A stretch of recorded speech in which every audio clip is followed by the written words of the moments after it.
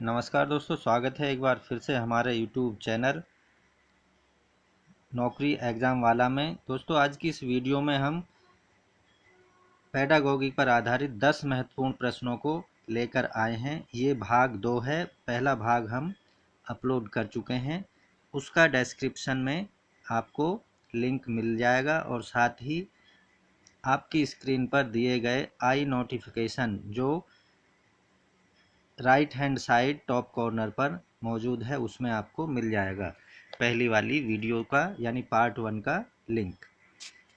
तो दोस्तों, बढ़ते हैं पहले प्रश्न की तरफ। आज की इस वीडियो का जो पहला प्रश्न है वो है विस्मृति कम करने का उपाय है।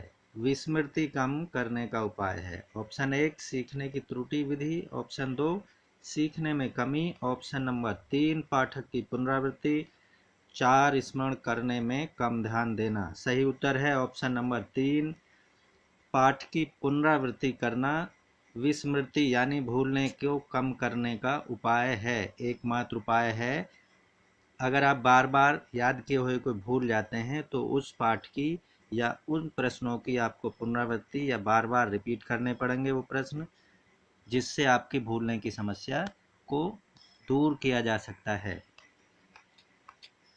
पाठ की पुनरावृत्ति विस्मरण स्मृति का एक नकारात्मक या ऋणात्मक पक्ष है।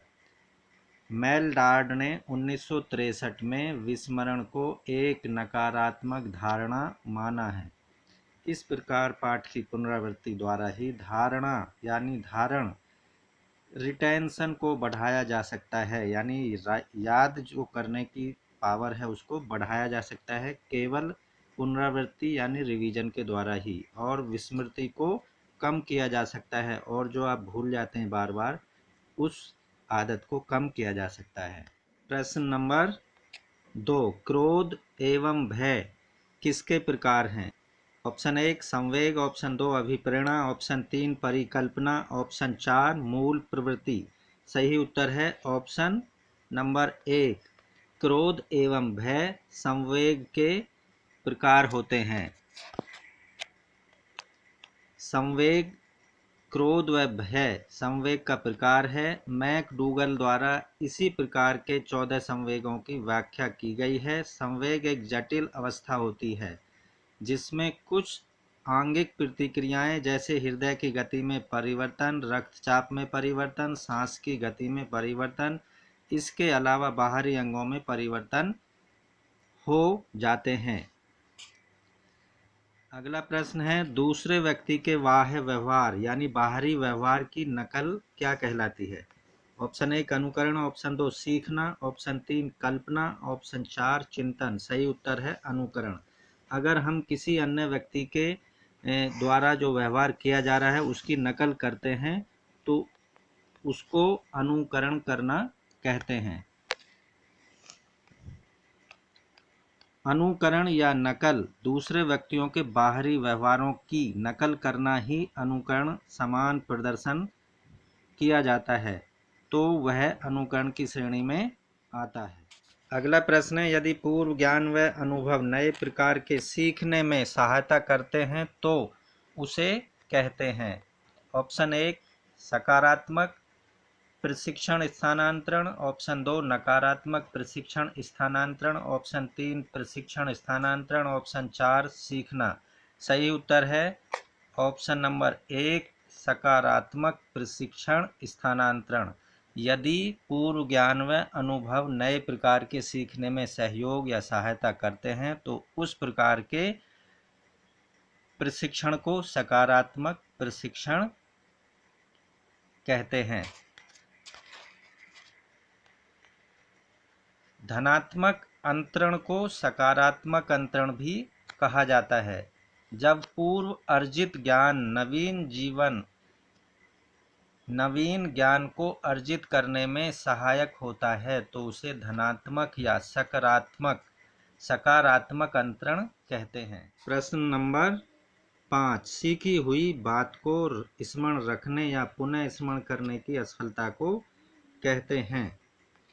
स्मृति, कल्पना, विस्मृति या ध्यान? सही उत्तर है ऑप्शन नंबर 3 विस्मृति, यानी सीखी हुई बात को स्मरण रखने या पुनः स्मरण करने की असफलता को विस्मृति कहते हैं, यानी भूलने की आदत कहते हैं।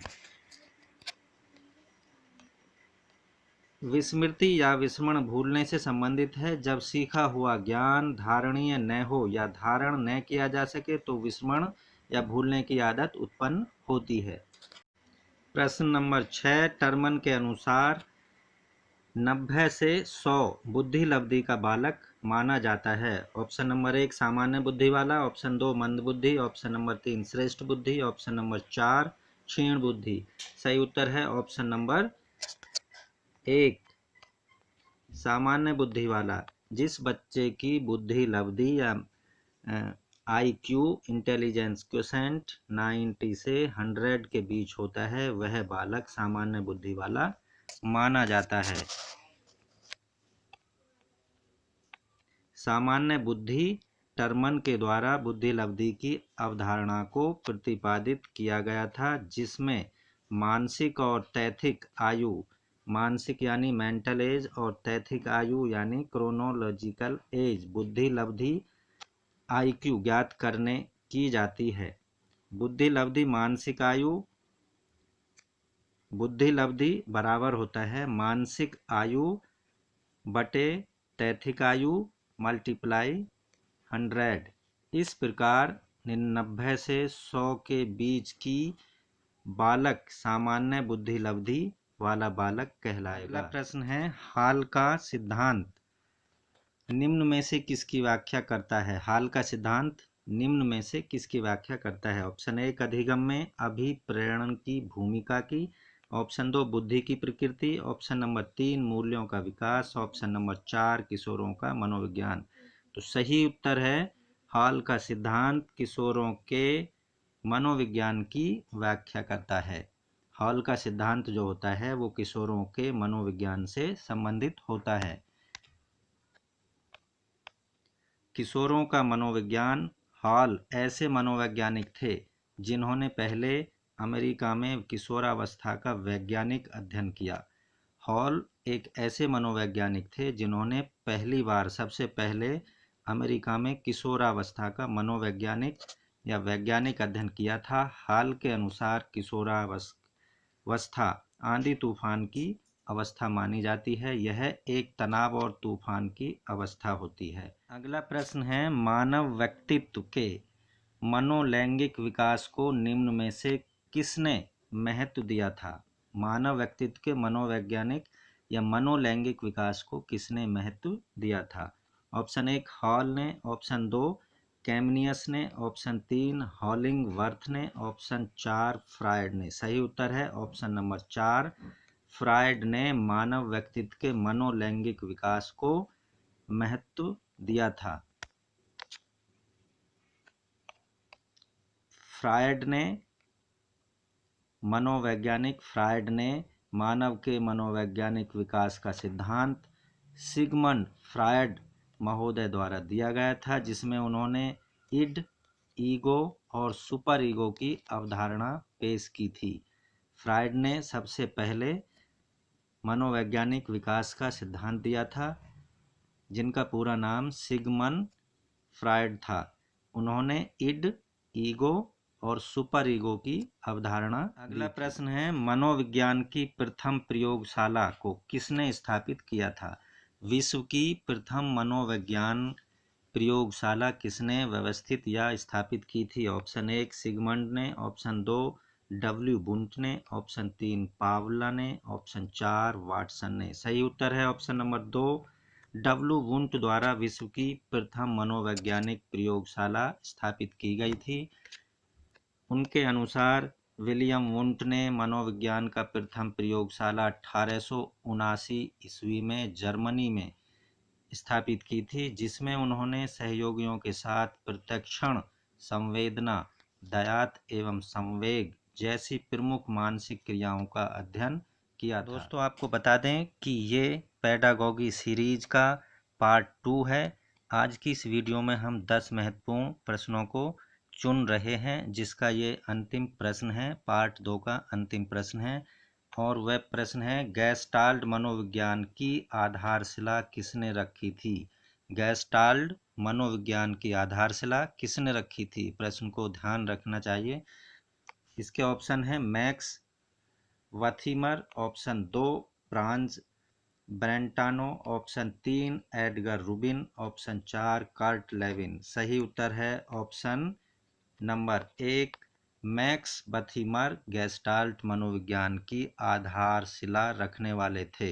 यानी गेस्टाल्ट मनोविज्ञान की आधारशिला मैक्स वथीमर ने रखी थी। उनके अनुसार गेस्टाल्ट मनोविज्ञान की आधारशिला 4 जर्मन मनोवैज्ञानिक मैक्स, पहले हैं उनमें से मैक्स वथीमर, दूसरे हैं वोल्फगैंग, तीसरे हैं कोहलर, चौथे हैं कुर्ट कॉफका और साथ में थे लेविन। इन सब ने मिलकर गेस्टाल्ट मनोविज्ञान की आधारशिला रखी थी। ये सभी मनोवैज्ञानिक जर्मन यानी जर्मनी के रहने वाले थे। ये ध्यान रखने योग्य बात है कि ये सभी वैज्ञानिक मैक्स वथीमर, वोल्फगैंग कोहलर, कुर्ट कॉफका और लेविन सभी जर्मनी से संबंध रखते थे। इन्होंने गेस्टाल्ट मनोविज्ञान की आधारशिला रखी थी। दोस्तों, आज की इस वीडियो में बस इतना ही, जिसमें 10 महत्वपूर्ण प्रश्नों को हमने चुना था। आशा करते हैं ये महत्वपूर्ण प्रश्न आपको आने वाले विभिन्न प्रकार के शैक्षणिक या अध्यापक से संबंधित परीक्षाओं में महत्वपूर्ण भूमिका निभाएंगे, आपको सफलता दिलाने में। दोस्तों, वीडियो को ज़रूर लाइक करें, साथ ही अपने दोस्तों में ज़रूर शेयर करें। और अगर चैनल को पहली बार देख रहे हैं तो लाल बटन को दबाकर चैनल को सब्सक्राइब कर लें और घंटी के बटन को ज़रूर दबा दें, जिससे हमारी आने वाली नई नवेली वीडियोज़ का आपको भरपूर फ़ायदा मिल सके। धन्यवाद आपका महत्वपूर्ण समय देने के लिए, और आपके सुख में भविष्य की हम कामना करते हैं। मिलते हैं अगली वीडियो में।